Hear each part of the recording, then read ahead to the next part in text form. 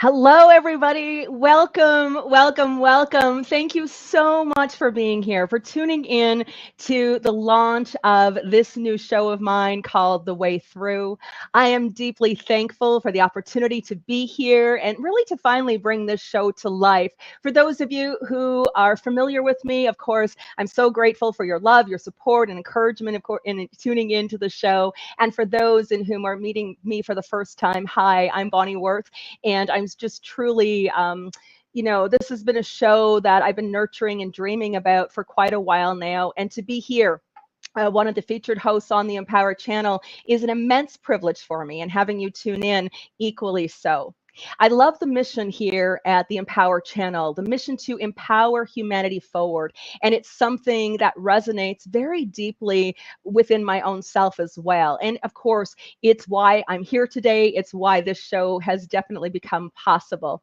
In the days and weeks, and of course, months to come, excuse me, I'm going to be sharing my perspectives from a mediumistic point of view.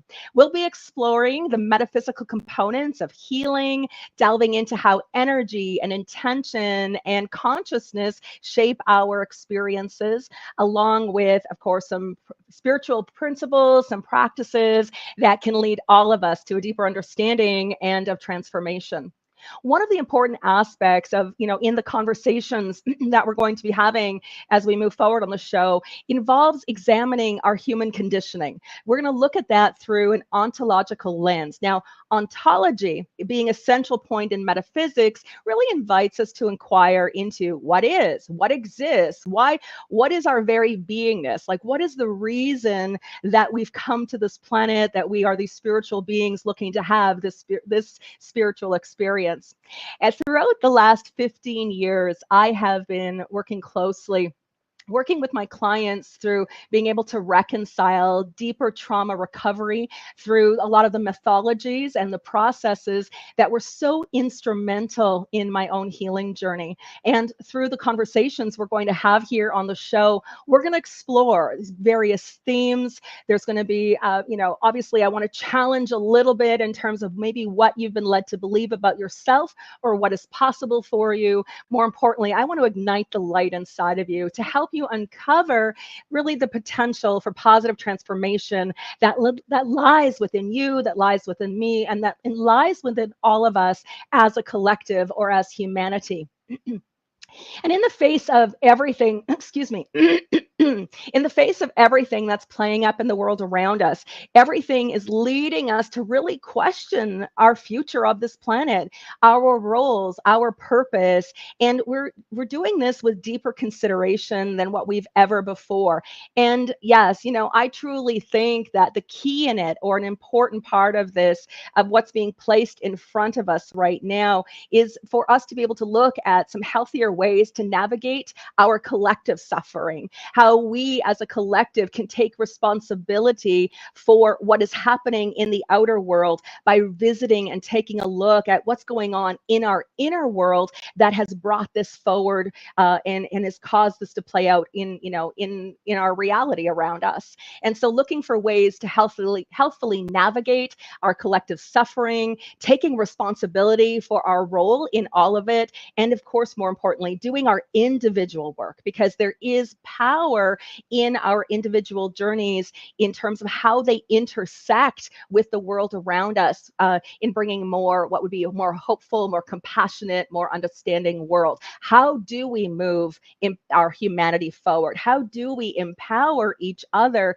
so that we can really move into a place where we can contribute and step up as a collective, step up as individuals of these human beings that we are, to transcend our wounded selves, our egoic ways, in a way that fosters more unity, more connection, more compassion for ourselves, and more importantly, even for each other. our personal peace and well-being really has a direct impact on the world around us. It impacts our family, it impacts our relationship with all of life. So I'm really, really excited. I'm excited for this show. I'm excited for this opportunity. I love that you get to be here with me today as not only we launch this show, but to be a part of the conversation. And being a part of the conversation, I want to encourage you, no matter where you're tuning in from here today, say hello. Let me know you're here. And of course, if you have any questions whatsoever about some of the things I talk about on today's show, please pose those questions into the comments there. We're going to be taking some time closer to the end of our time together. We have about 45 minutes where we're going to be able to, share in this conversation. And then I want to go over to your comments and your questions and give opportunity just to clarify, something. Maybe there's something specific for your life that this show or the content really resonated with, that you have a question about. I really encourage you to bring that forward, and I want to, of course, be able to help everyone in the best possible way that I can. Your questions, your comments, your participation in these conversations, of course, very, very, very meaningful to me. And of course, your questions not only help you, but they help everyone who is tuning into the show as well. This show, we're going to have, as I said, different themes throughout our through every single week. Things that talk about, as I said, the mythologies, the things that have, that have played up in terms of my own healing journey, how I support my clients. And of course, and sharing it is about supporting you to, navigate the world, to, confront and show up to the challenges that may be playing out in your life, regardless of what they are, to, not only foster or create a sense of deeper trust in yourself and deeper trust in the world around you, but also to be able to help to unravel and to release the very things that have been holding you back, that have been contributing to maybe your sense of your loss of sense of self, or your loss of connection to who you really are. So I'm really thrilled. I mean, as I said, there's going to be so much that these conversations are going to open up towards. Every single conversation that we're going to have on the show is going to open up another conversation. It's like everything we talk about is another area, is a deeper place we get to explore together. And we're going to be doing that over the months and in our time here together. The other piece of it too is that these first few shows that I'm doing are really going to set the foundation for the principles, for things that we're going to reflect on later on as the shows, we get into some of those other conversations. We're always going to be referring back to some of these foundations, some of the principles, some of the points of view that I'm sharing here in the early part of the series. So these become very important, parts of the show. So there may be times, no matter when you're tuning in, you always be able, it's like, please go back to the show, please re-listen to this, please look at taking another journey through what was revealed or shared, because we look at this happening in layers, and so sometimes we don't necessarily take it all in when we first hear it, but when we have the chance to re-listen, when we have the chance to re-explore, things become more kinesthetic, they become more felt and realized within our own self. So we're going to kind of move through the show in that way. But that being said, I plan to have some phenomenal guests that are going to be joining in on the conversation with me. And I will also be opening up opportunities where you can receive some live readings. And we're going to really kind of move in to get so that you feel seen, heard, held, supported in the best possible way, and that you are given everything you need to find your way through no matter what is coming up or playing up in your life. All right. So, my sweet friends, let's begin this journey together. We're going to be exploring, of course, how our individual journeys really contribute to a more unified, a more compassionate future. And we're going to do that by starting, of course, with today's show, where we're going to be exploring the mind, body, and spirit connection. Now, this mind, body, spirit connection may be, things that you've already aware of, understandings of what you've already have. So, I just, for those who are not new to this, or you have experience with this, it's really is just helping to broaden maybe perspective for you, to really get you to consider what the connection between your mind and body and spirit is, and how you can expand, of course, upon that. For those that are tuning in for the very first time, or this is brand new for you, I'm hoping that what I have to share is really going to start to open your heart, to open your mind, and help you to consider a different approach to life, a different way to navigate the challenges that come up for you, and to find your way through with greater ease, maybe with greater, I want to say greater confidence and trust, confidence in yourself, but confidence in the universe, confidence in what the future is unfolding for us. So I love that we get to be here, and of course, share in all of this. All right, so let's talk about this: the mind, body, spirit connection.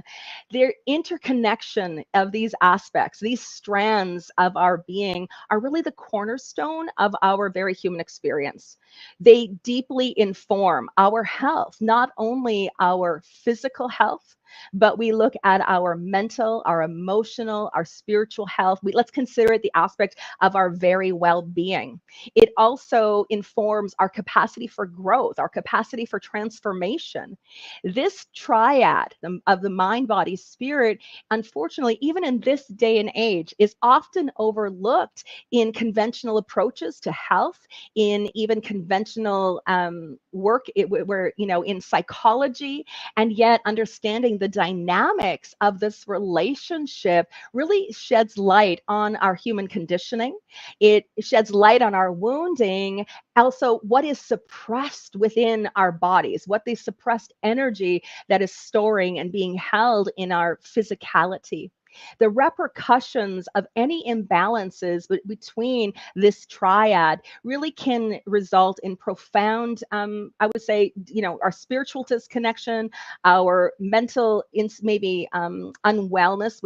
I don't want to say it's like either you're healthy mentally or you're not. It's just that we all have tendencies within our human conditioning that really move us into more of a negativity bias. I'm going to talk about that more in a moment. But there are these mental loops that keep us stuck in our stories of our past, in our woundedness, in our inability to believe that anything else is possible for us in our life. So there's that really is we're cut off from some greater truths or some greater self-realizations when there is an imbalance. And so it also can result in physical ailments as well. The bodies are immense messengers, and our body speaks to us. Our body is asking for attention, for nurturing, for care, to be able to really release what has been suppressed, what it's been holding onto, and in order for us to know our optimal health, our optimal vitality. Now, that is not something that can be done overnight, but it is a progress. That's why, again, you might hear time and time again that our journey, it's a healing journey. We take steps towards our healing. There is always another layer.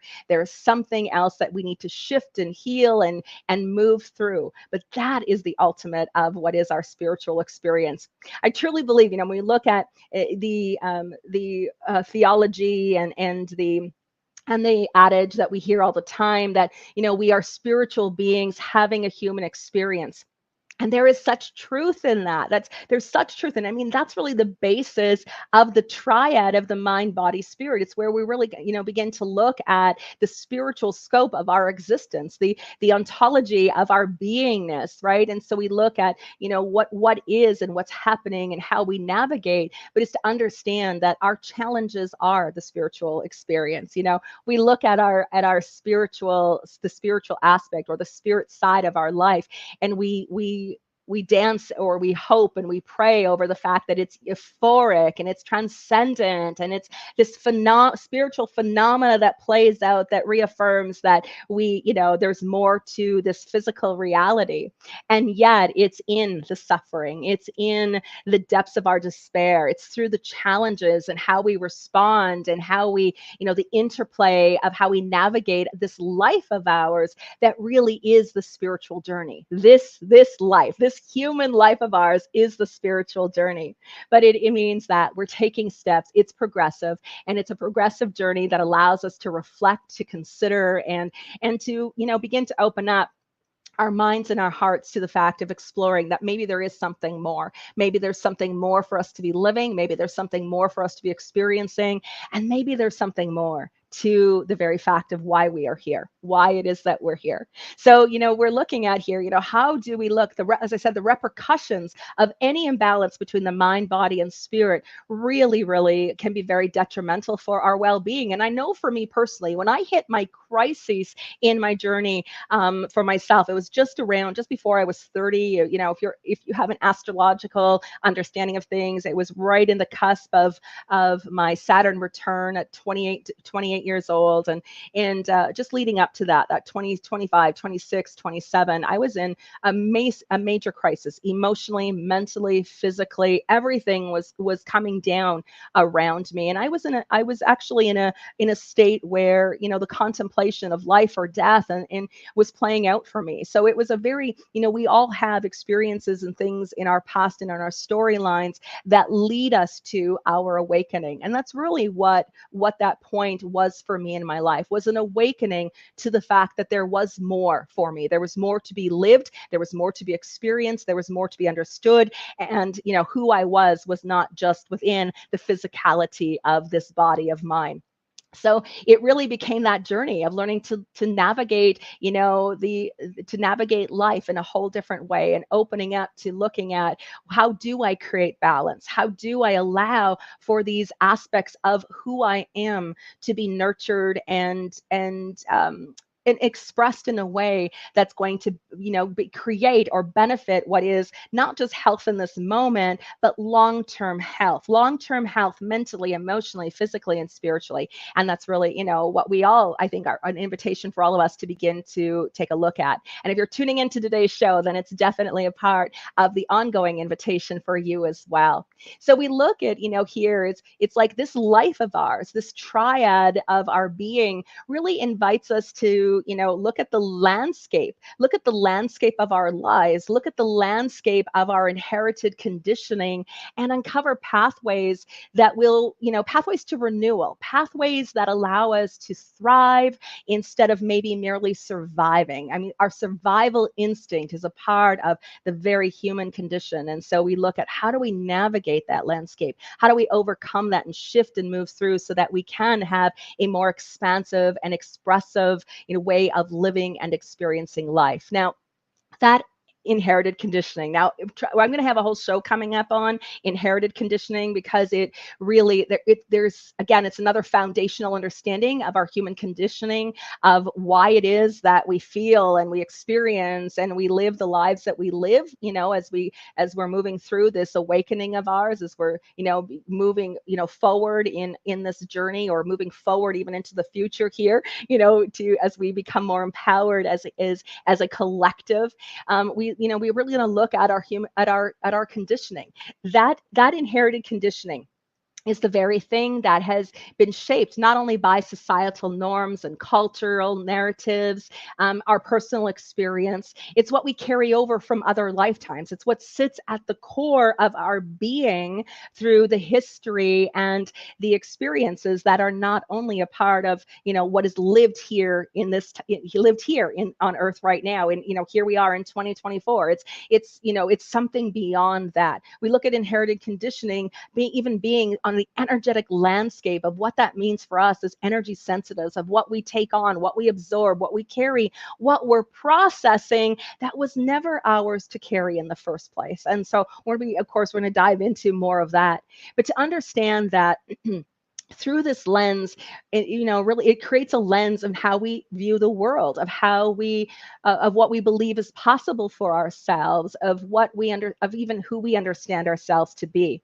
And that framework is embedded in this aspect of what I mentioned earlier, of this negativity bias that we as human beings have. And our negativity bias is the very thing that says that our past traumas, our wounds that have become the stories that we talk about and we recount, and the narratives, that we almost overanalyze, or we can spend a lot of time, perpetuating the things, from our past. But what this does, this is really influencing our experiences. The mind is so influenced by the narratives. It tends to ruminate, not remunerate, ruminate over the negative experiences, the loops that perpetuate, that cause our depression, that increase our anxiety, that honestly diminish our sense of self-worth. That negativity bias is our survival mechanism. It's a part of the foundation of who we are as human beings when we consider it from the ontology point of view. However, even though it's a part of our human conditioning, when it becomes chronic, it now becomes the burden that disrupts our overall well-being, but it's most importantly, it's what disrupts our spirit. It disrupts our spirit. I remember when I started, really diving deeper into my own healing journey, I remember saying to my husband, that I just felt like my spirit was broken. It wasn't like anything, when you looked at my life or considered my life and what it had become. I had a great marriage, a wonderful husband, still to this day, who I love and adore.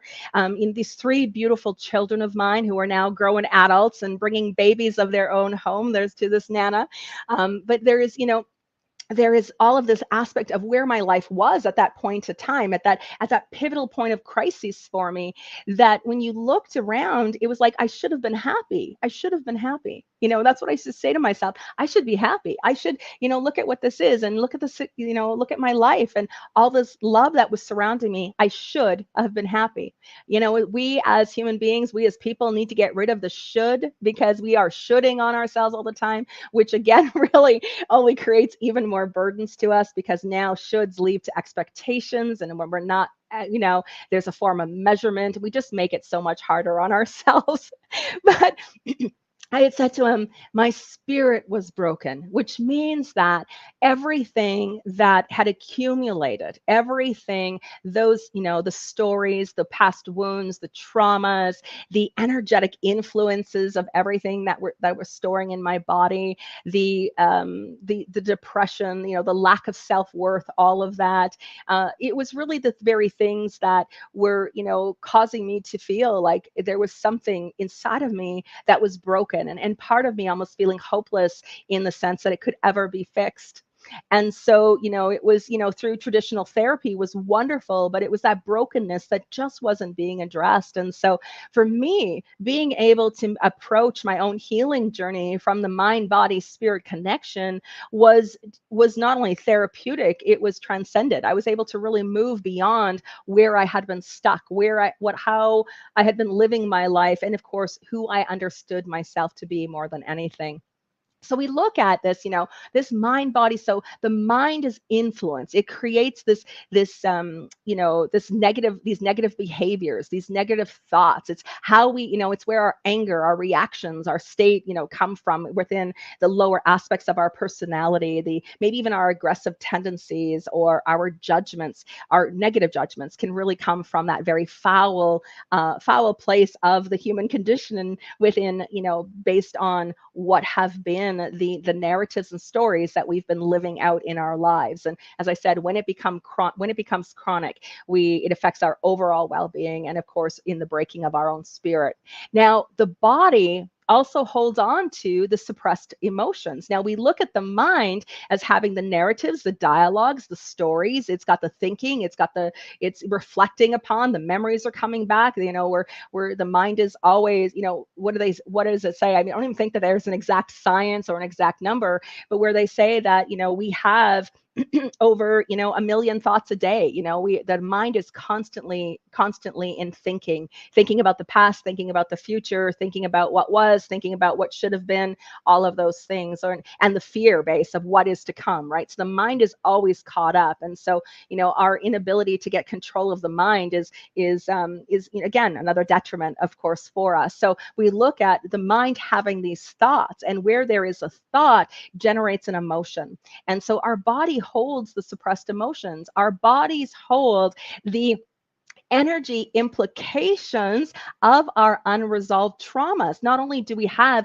a cellular memory within the physicality of our body, there's also an energetic memory within the microgenetic field around the cell of the body that really continues to lead us to, the physical manifestations, our discomforts, our illness, the dis-ease that we experience, the aches and the pains. And so when we look at, that through somatic experiences, experiences and being able to process our emotions and really feel how we feel. We deny ourselves as human beings the privilege of feeling our feelings.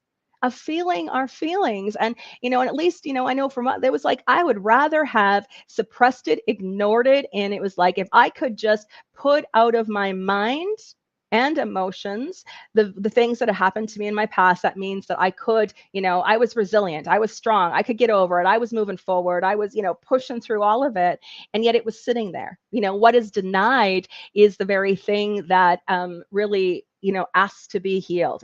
It's like it only sits within the body for so long. It only can be stored within the cells of our body for so long before it begins to demand that we do some deeper healing work, it demands of us that we need to feel into it. We need to look at the impact of those impact of those experiences, what they've had on us, the emotional content of those thoughts we're having, because our body is listening. Our body is listening to everything, and of course, so is the universe.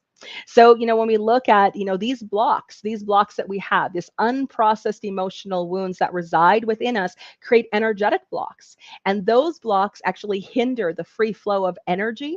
And that where we have no free flow of energy, we have physical ailments, we have tension, we have chronic pain, we have fatigue. And when we fail to recognize and address the origins of our discomfort, the origins that are at the root of, the root of it all, we really inadvertently, we continue our cycle of suffering. And we continue a cycle of suffering that extends beyond this physical realm, because it really it stilts our spiritual growth. It stilts our connection to who we really are. And so when we look at the mind, as I said, it's such a profound realization. It's like our thoughts, our beliefs, our emotional states, everything impacts us. Everything. It impacts every aspect of our life. And we can say the health of not only our physical body, but the health of our relationships, the health of our own, yes, our physical self, but the health of our mind, the health of our spirit, everything is impacted. And again, we look at those emotional states, not only the physical, but how our subconscious mind, of course, the beliefs that we have that govern our behaviors, all of that has a significant role. But our relationship with our higher self, our higher power, our relationship with our own spirit is completely affected.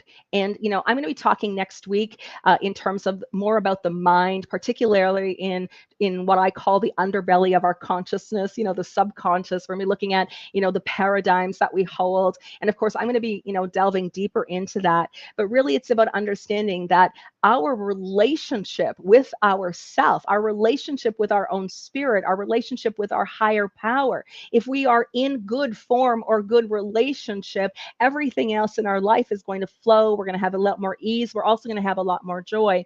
However, if that's interrupted by any imbalance, by anything that is unprocessed, by the state of our mind and of the state of our emotional body, it's really going to have a lot of, we're going to have a lot of difficulties. We actually increase our own suffering.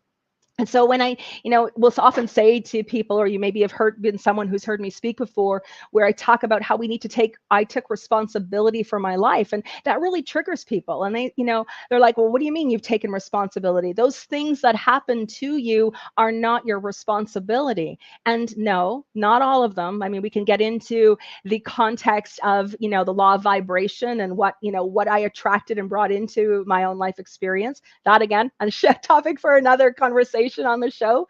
But looking at, you're right. There were things that happened that, were inevitably, I wasn't the one who took action for that to happen. I didn't give permission for the things to happen. But my responsibility has lied in my reactive state to things, my responsibility over my life from this point forward, and taking responsibility for my mind, how I'm treating my body, doing the deeper healing work, being able to foster a connection with my own self, with my higher power, and nurture that so that I can really, again, it's the very thing that's altered my very relationship with life itself. My relationship with myself has altered my relationship with life. It's just so amazing what this triad is able to offer us when we are willing to dive in and to do the work that allows for there to be more balance, more harmony, and more energetic flow within our very being. So, we look at the mind, here again, I mean, the mind goes far beyond intellectual capabilities, that our thoughts, our beliefs, are powerful tools that shape our reality.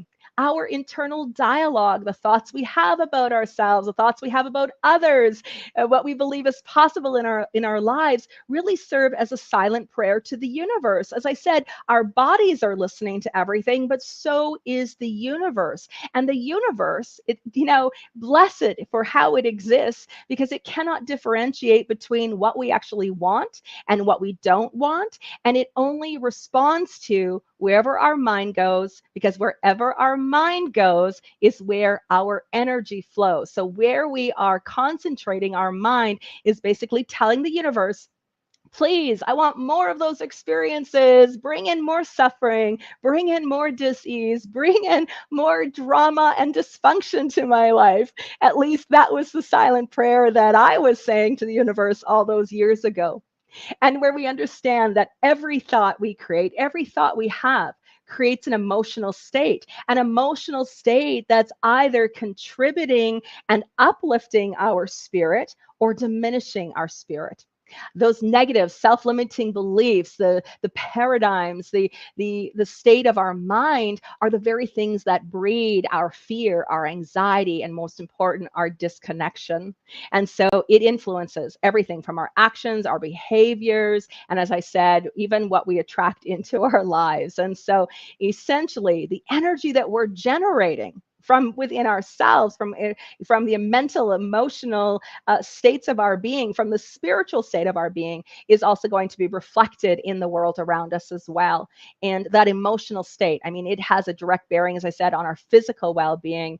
But when the body is not able to suppress that energy, when it's holding on to it, what happens is at the root of it, as I said, every illness, every ache, pain, disease, there is an emotional root that's there. The rooting is our conditioning. The rooting is the very thing that we've got to look at expressing.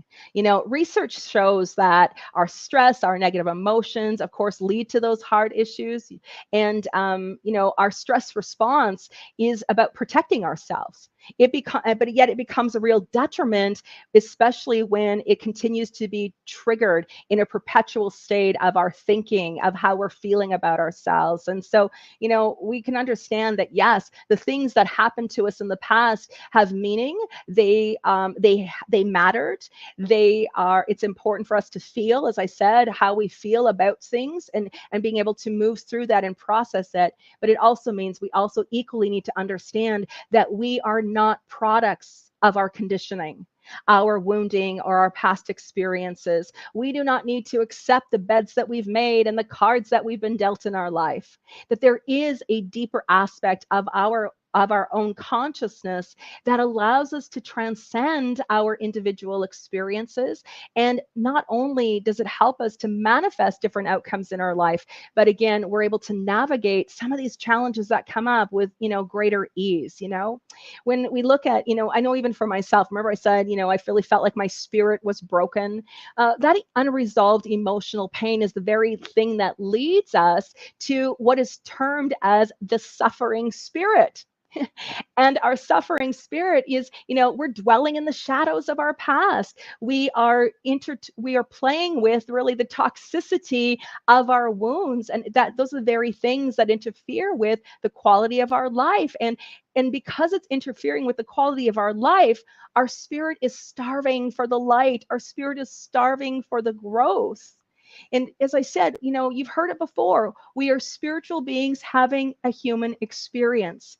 And our spirit is for expression and expansion. It yearns for it. It yearns for expression. It yearns for connection. It yearns for expansion. And when our past experiences and our beliefs about ourselves and the narratives and stories that we're carrying are preventing that expression and expansion, that's when, again, not only does it become the burden of our unresolved pain, but our spiritual self suffers. That disconnection is the most important thing for us. That to be able to connect with who we truly are, to be able to, prosper and know joy and to do and to know love, that when it is in a state of disconnection, it's the very thing that really leads to our deepened sense of suffering. So that disconnection is from our spiritual self. It's not just an abstract concept. It really isn't. We can look at our feelings of emptiness, our restlessness, that pervasive sense of dissatisfaction over our life. That, again, as I said, it's related to those past traumas, to those energetic blocks that are really preventing us from fully embracing our life, of knowing our potential.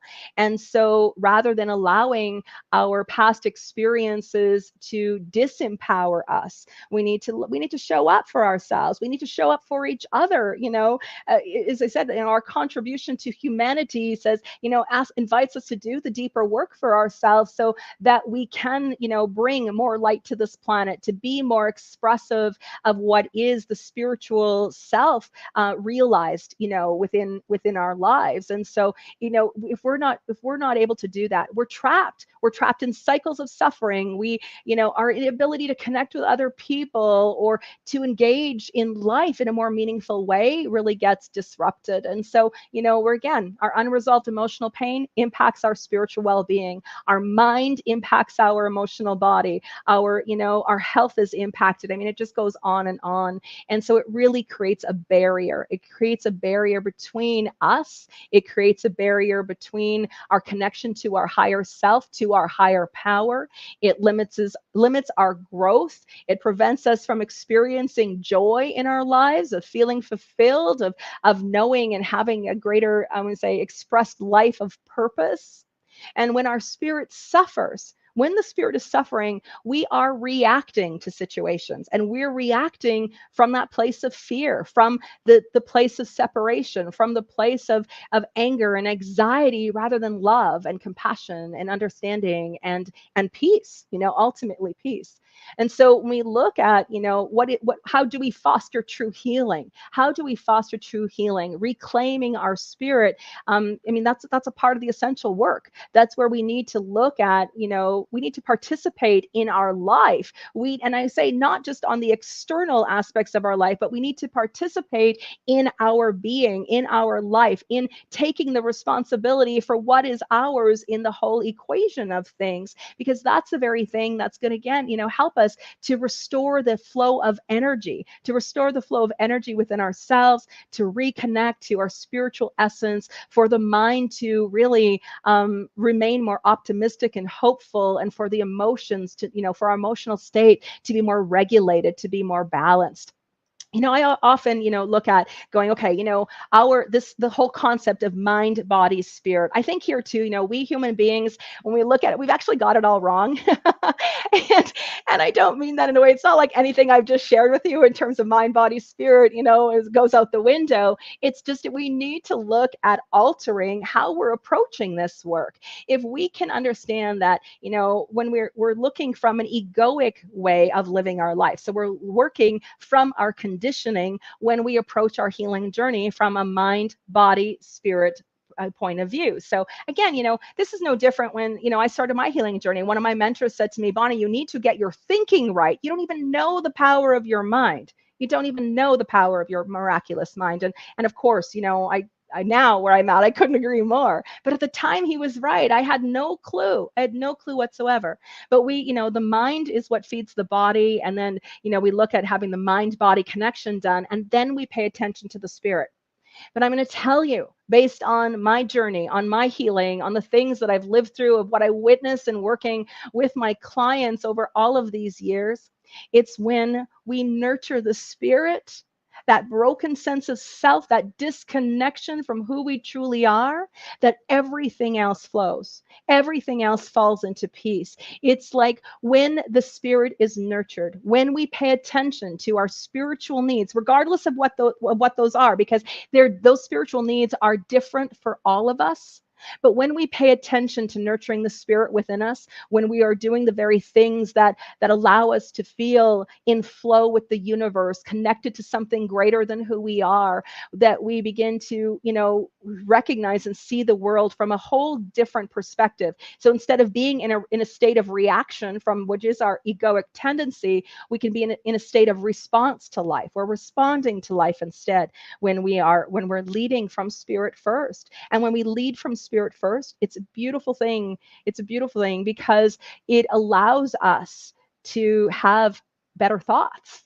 When our spirit is leading the way, when we are connected to our higher self, we're not talking about our old stories. We're talking about what is beautiful in the world and what we have to be grateful for. And we're showing up, and there's a richness to life in the experience of it that we don't have otherwise. The mind complicates things, the narratives, the loops that it runs, that it creates for us, really steer us away from being able to fully appreciate and to breathe in this life that we have.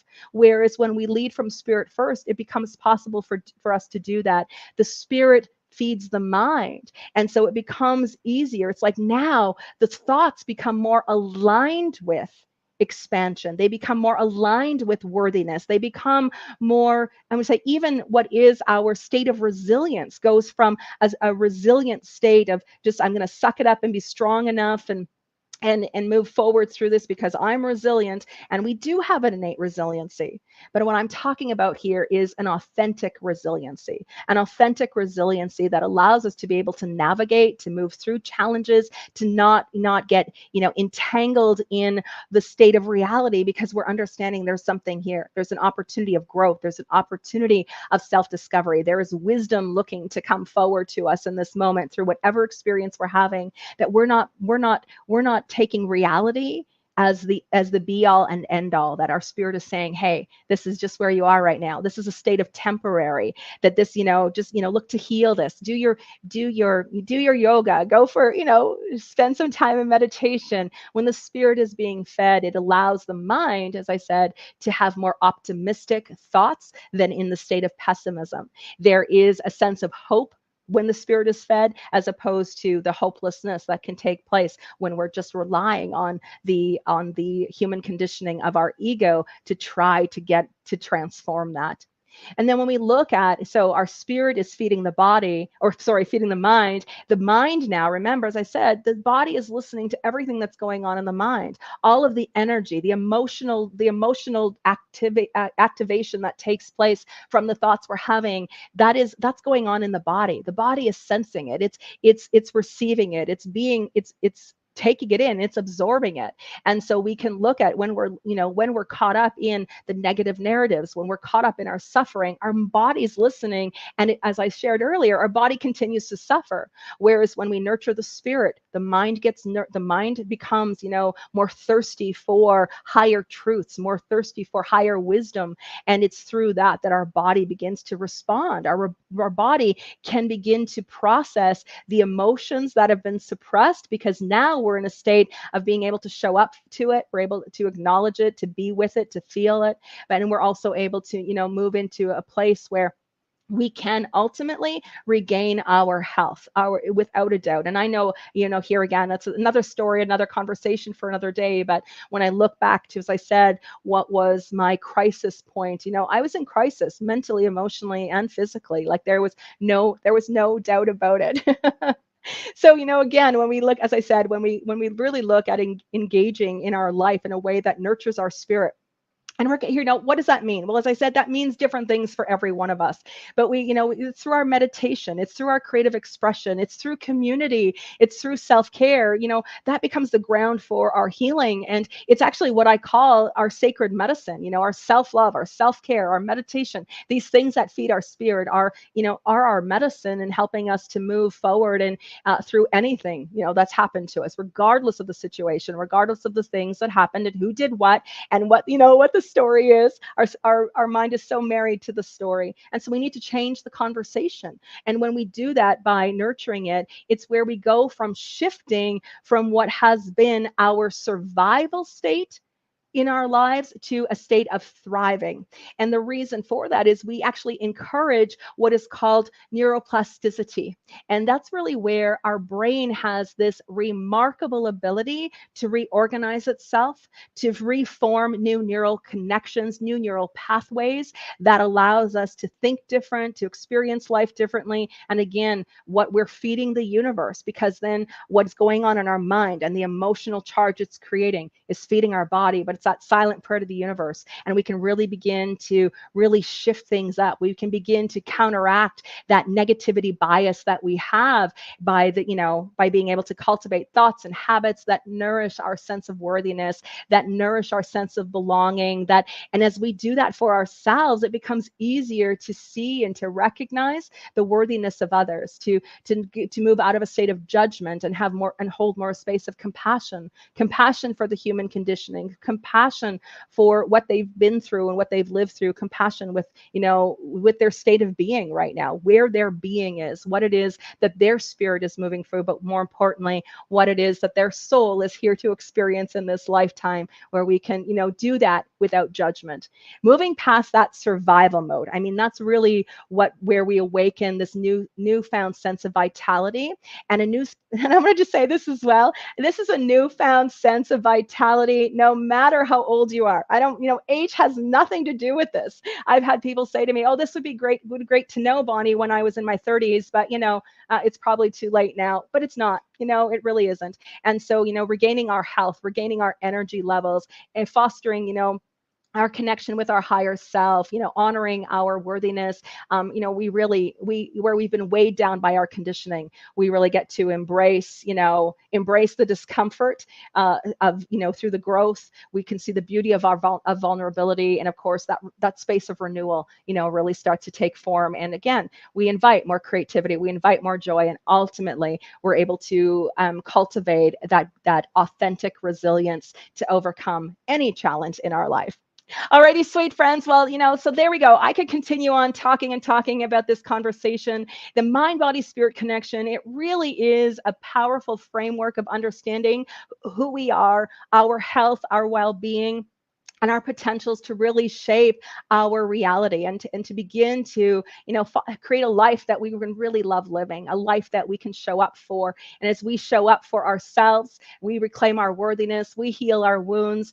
As we're doing this, we're doing it for each other. There is a massive impact in terms of what this means for all of us, and it is a beautiful contribution that we can make to the world, and a beautiful contribution that we can be to each other. All right, well, I'm so grateful for you tuning into the show here today. I want to take a moment here and just if there's any comments, anyone has anything that they'd like to share at all, I want to say hello, and thank you so much for the congratulations. So great having those coming in. I love that you get to be here with me. We get to, as I said, have this conversation and just really kind of open up to a whole new state of being. My greatest hope for you truly is that something I've said here today on the show is really going to help to spark a positive difference for you. If this show was meaningful, please, as you even watch the recording or listen or catch it, through the podcast, please let us know. Comment, share this this show with other people. Share the Empowered channel with other people. Let's help to empower humanity forward together. Thank you for being here, everyone. I truly feel blessed for the opportunity to share in these conversations with you every single week. So until next week, sweet friends, God bless, be well, and I will see you then. Bye-bye for now.